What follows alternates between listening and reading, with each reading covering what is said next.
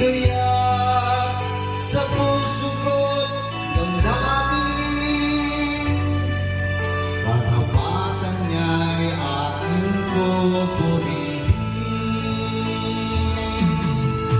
Dakila ka, O Diyos, dapat kang ang